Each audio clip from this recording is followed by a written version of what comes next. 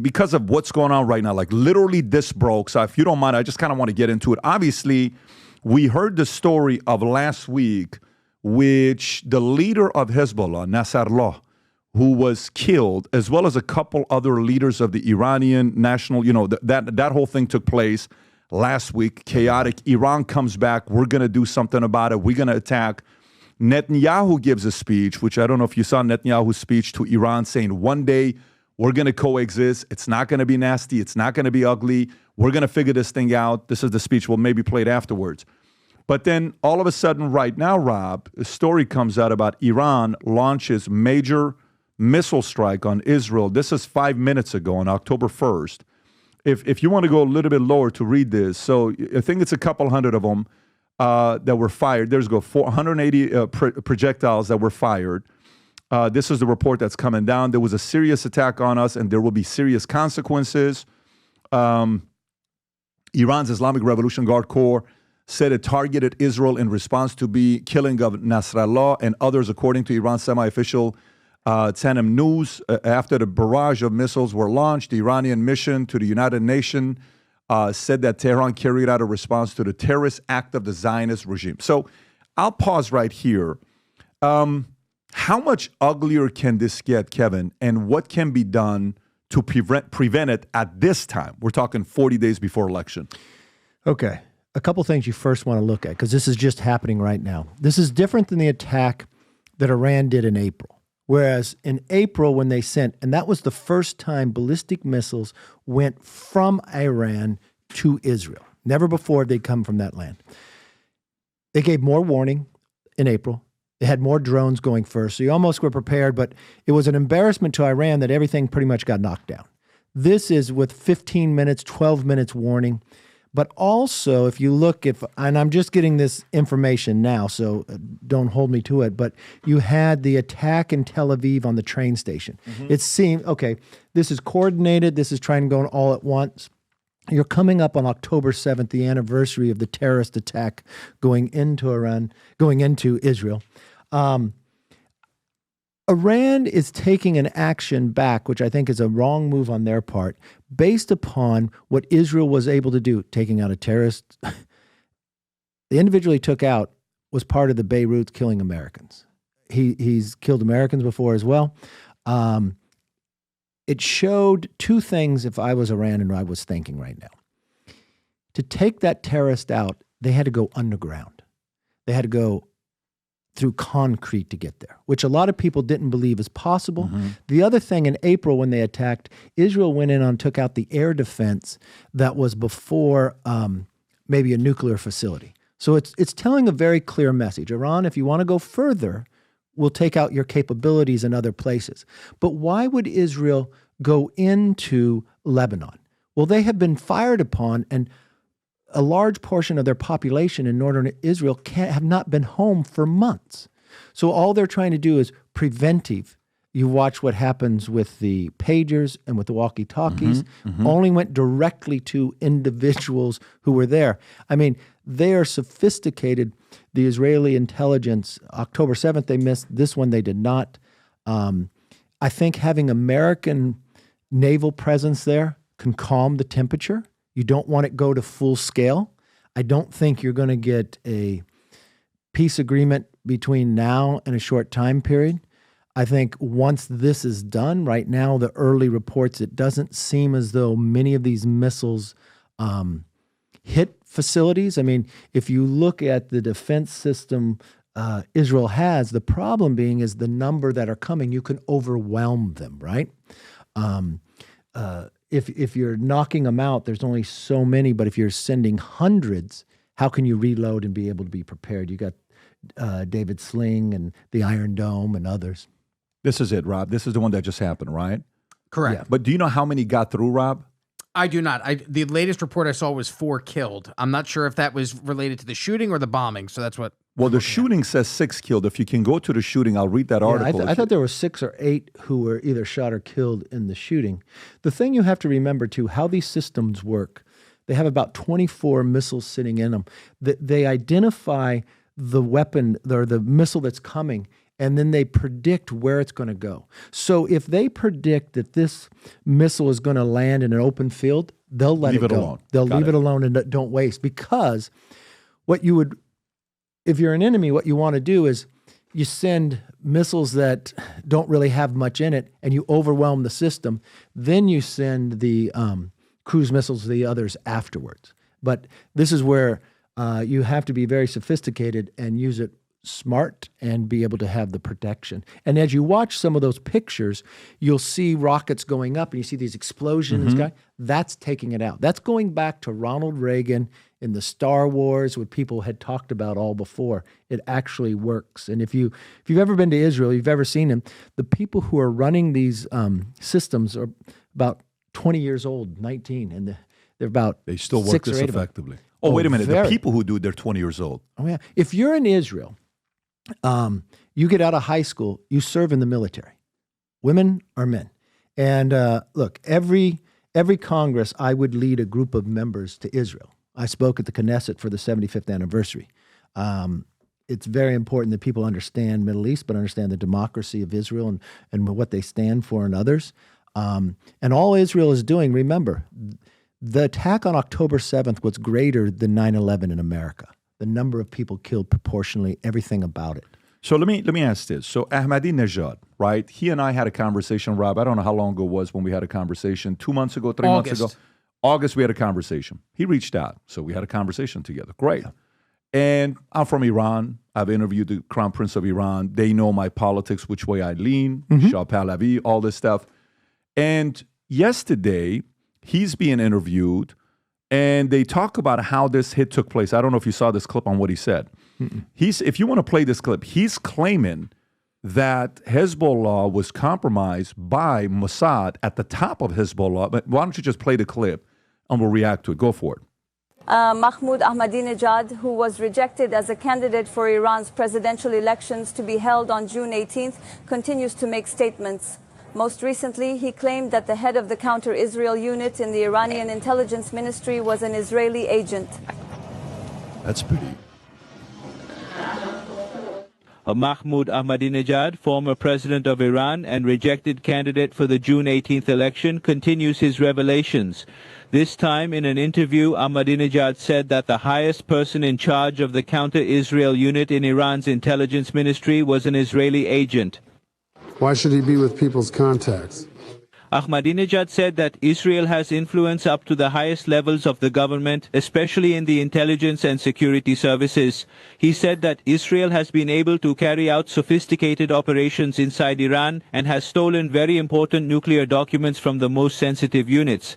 And he said that this is because Israel's vast influence and network of agents inside the Iranian leadership is still silent. You can pause it right there. What do you think? Is it just gibberish, or does he have intel that the rest of us don't? This was a former president of Iran. If he really had this intel and the former president, why would he just come out with it now? And if he thought that was true, why wouldn't he have done something about it? What is true is the sophisticated of Mossad.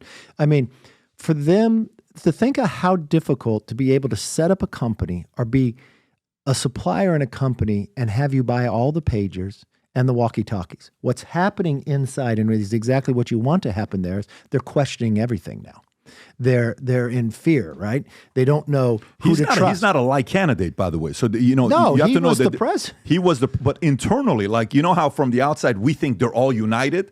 It's not. Just like Iranians looking at us thinking America's united and we're not. He's not a liked guy. No. Yeah. So the damage he did to his country. I mean, you know this just for yourself. The Iranian people are wonderful people. They're trying to rise up to their own government because the oppression. I mean, think about what Iran looked like in 1970 and what it looks like today. Night and day. Yeah, you went backwards. That's right. Right? And nobody wants that.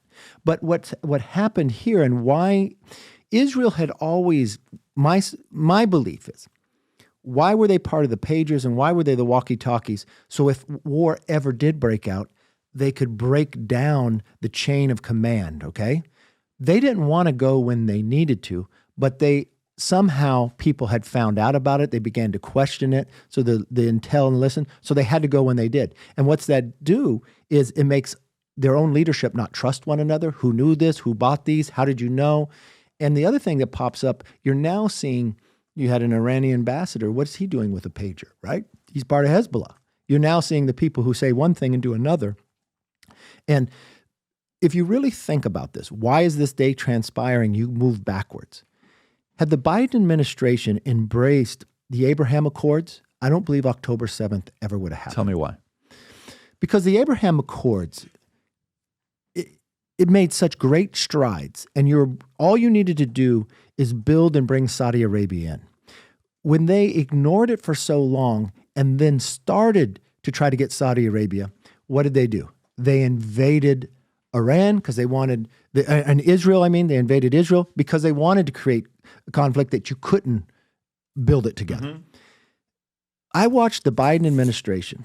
They got Trump syndrome, right? Anything Trump did. If Trump had passed a bill that made Mother's Day on a certain day, they would have changed the date. But had they embraced the Abraham Accords, something you've never seen before, where countries were acknowledging one another. You were now doing business together, UAE and others. You are now flying where you couldn't fly before, over. This was a recognition and a growth and an understanding. Saudi Arabia being the largest, they were coming on board. But they didn't, because what did Biden do at the very beginning? He shunned Saudi Arabia.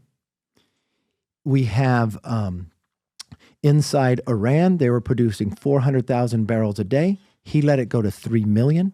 The billions of dollars they were able to receive then. So what did they do with it? They fund their proxies, Hezbollah and the others.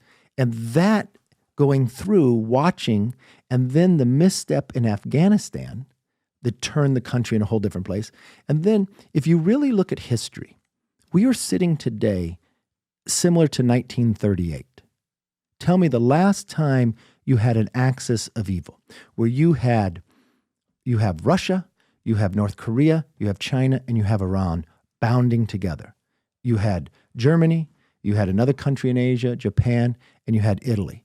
If you look at the movements of Putin, they are very similar to Hitler. And let me explain. Hitler serves in the German army in World War I. He hates that his leadership signs the Treaty of Versailles. Gorbachev. You're talking about Gorbachev or? No, Hitler. Oh, I'm sorry. I'm thinking you're going Putin. Got it. Hitler, okay, yes. Let me explain Hitler, then I'll explain the actions of Putin and why they're similar. Hitler serves in the German army. Mm-hmm. He's a soldier. He hates that they signed the Treaty of Versailles. So much so in World War II when he takes France, he brings the rail car they signed it in back to make France sign the surrender in it. But what does he do? He creates a new political party and he runs for office in a democracy again and again and again until he takes power. Then he takes the rights away. And the first thing he does is rebuild his military. But it goes directly against the Treaty of Versailles. But the world power says nothing because they believe they'll keep the communists in check. Then what does he do? He takes the Rhineland. They don't say anything. Then he takes Austria. They really don't say anything. Then he creates the axis of evil with a country in Asia, Japan, and Italy. All leaders who want to expand their sphere of influence. Then he tells the world that he's going to take Czechoslovakia. So no longer can the world power ignore him. So in comes Neville Chamberlain. Mm-hmm. His own generals warn him, don't poke the bear, they can beat us. But what is Hitler? Hitler sees weakness in their eyes. He loves being elevated. And he signs a piece of paper that Neville Chamberlain waves and says, peace for our time, that he could care less. He invades Poland, World War II begins.